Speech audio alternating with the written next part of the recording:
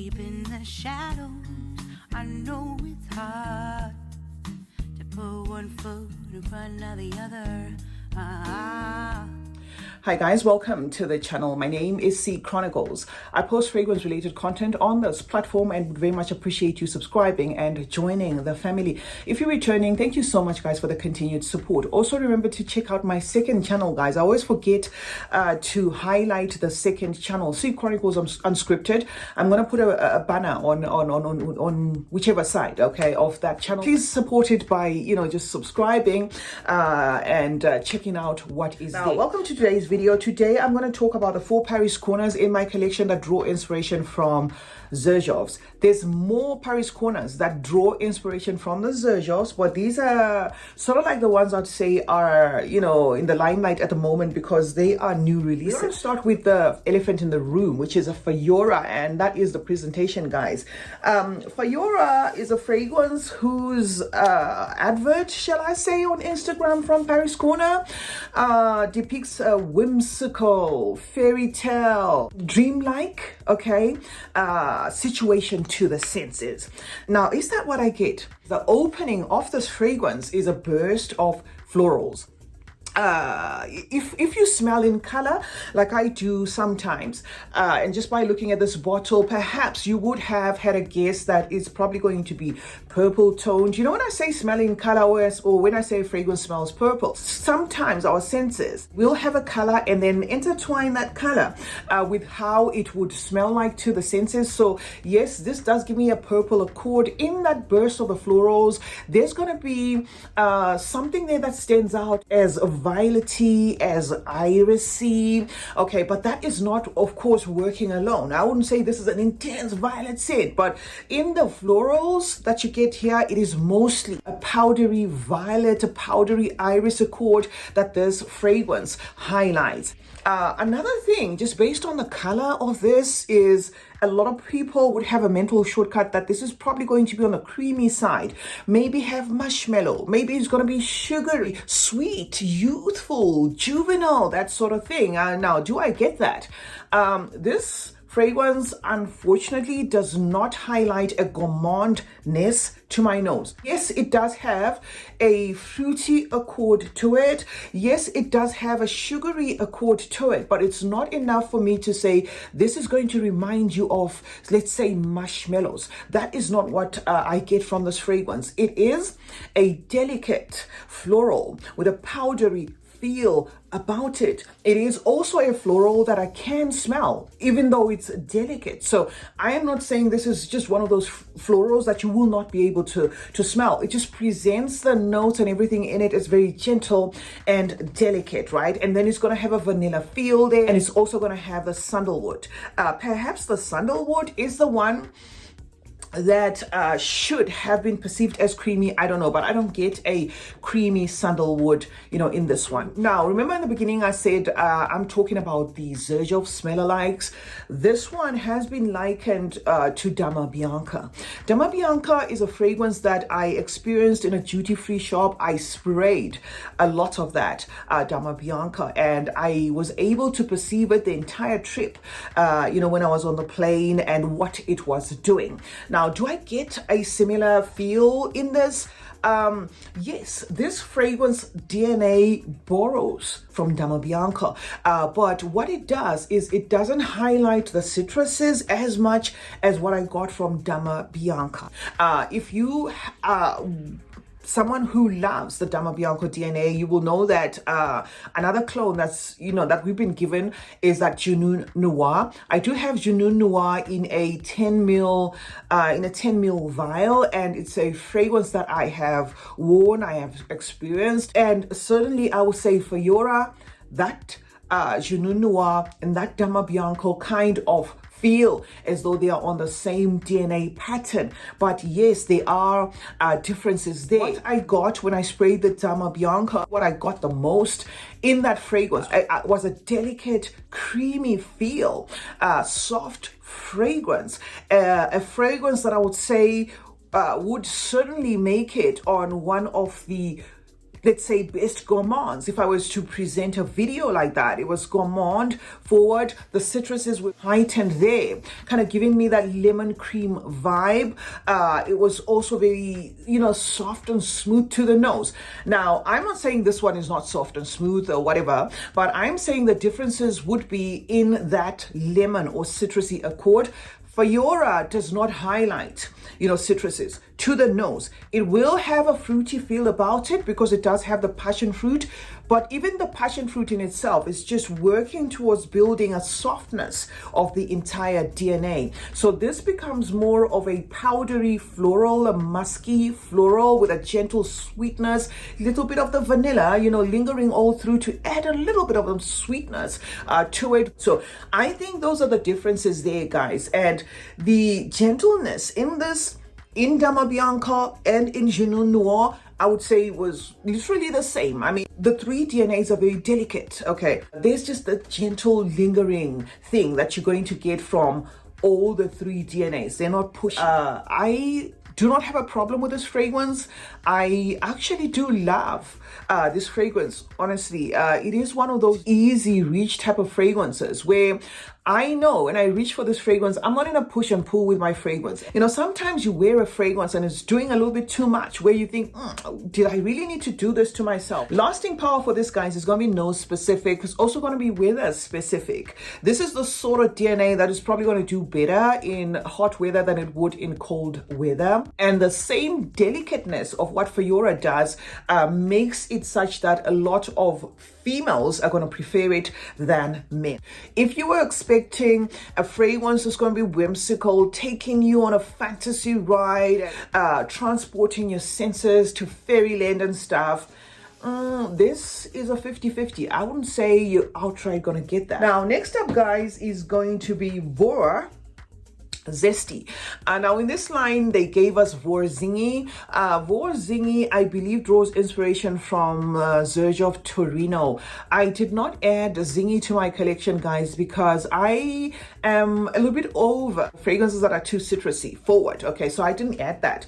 Now Zingy's presentation is like this. I've had this one in my collection for about maybe 6 to 8 weeks, so we can pretty much talk about what it's doing, right? Now this one is the one that has been said to smell a lot like Lyra, or kind of share a lot with Lyra, okay? And Lyra is not a fragrance that I have. I'm going to talk about this one independently as in what it's doing. This one lives up to the name Zesty. You are going to get a burst of a citrus, right, in the opening. As much as this one does open up as citrusy, in as much as this one does suggest that it's going to be on a crisp citrusy side because of the name Zesty, those citruses are immediately joined by an aromatic lavender. So it doesn't become about just fresh, clean, crispy, citrusy, lemony thing happening in this fragrance. It's a burst of the citrus, and those citruses are able to hold on for the longest, but that lavender adds its weight in the mix there to kind of have an aromatic twist, okay,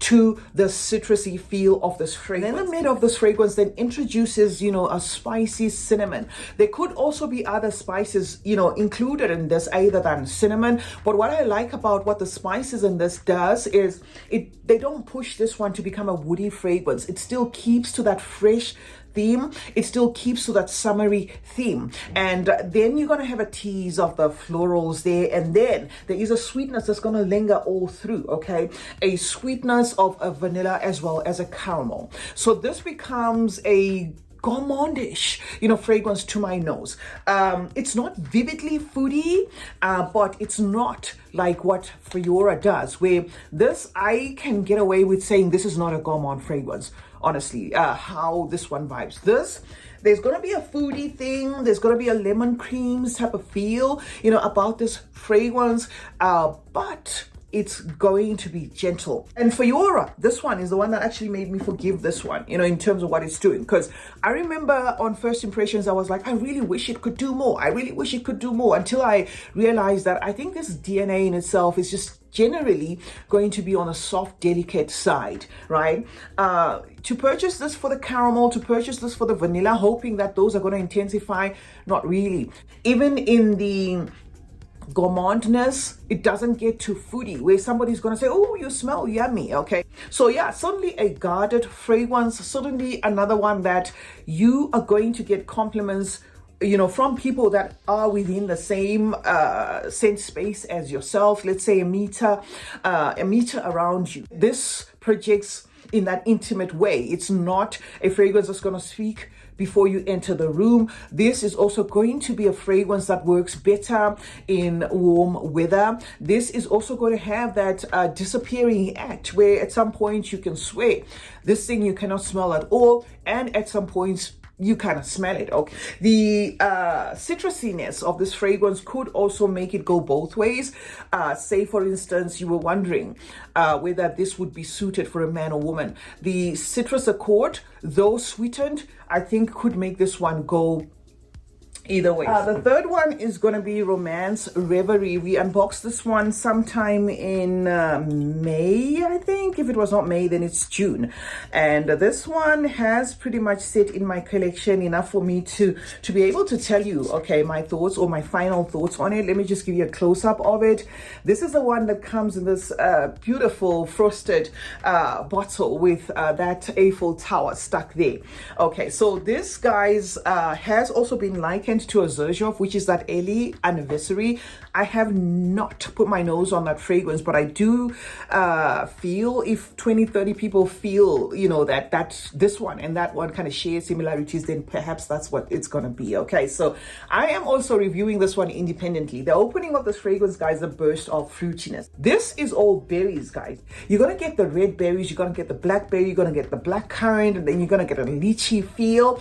The lychee in this weighs in as very aquatic, you know, making those fruits very crispy. Okay, and I think it also has a crisp apple. So this is just going to be a burst of fruit. Specked, mental shortcut, raspberry, a crisp green apple, all, you know, in effervescent form, and a sweetness that they carry, but that sweetness not crossing over to sticky, but just concentrated in a way to make those notes present to the senses as how you would smell them vividly, let's say in a glass of juice. Okay, so it's mostly going to be those berries, raspberries, strawberries, blackberry, blackcurrant, red berries, whatever. Okay, just imagine a glass of juice, a fizzy juice of that. That's what this one does, and the freshness of this is brought to, you know, the forefront because of that lychee. So this is a fresh, clean,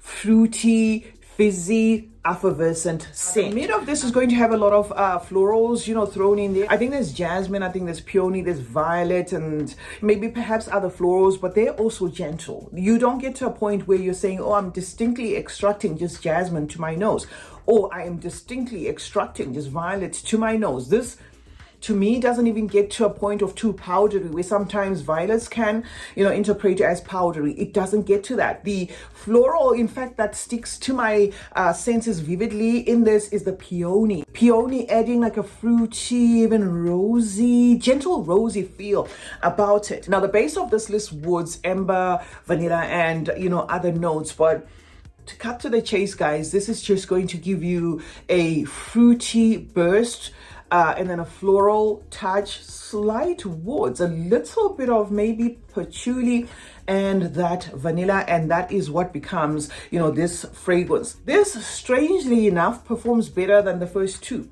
that I showed you. In this, they were actually going for a more vivid presentation than a delicate, soft presentation. So if you love your fragrances centered on the berries there, this is certainly going to do it for you. The last one, guys, is going to be Voux Patisserie.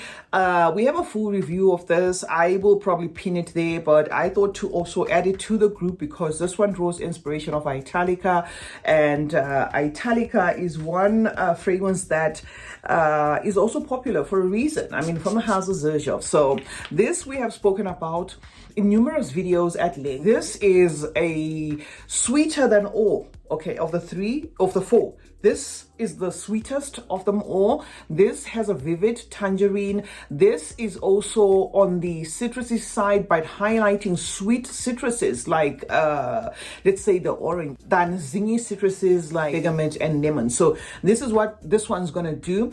This is also to the nose, quite syrupy. This is also to the nose, perhaps very caramelly, although the notes of this do not list caramel. This is very much on the sweet side. This is also the most gourmand of them all, where you probably get compliments centered on, oh my god, what is that sweet fragrance you're wearing, because this is sweet. This is more bolder in terms of what it does. This is not a shy fragrance. You will have people notice you when you wear this fragrance, and this one also has the potential to perhaps choke you out if you overdo the sprays, because this has got the weight. Okay, vanilla in this is very vivid.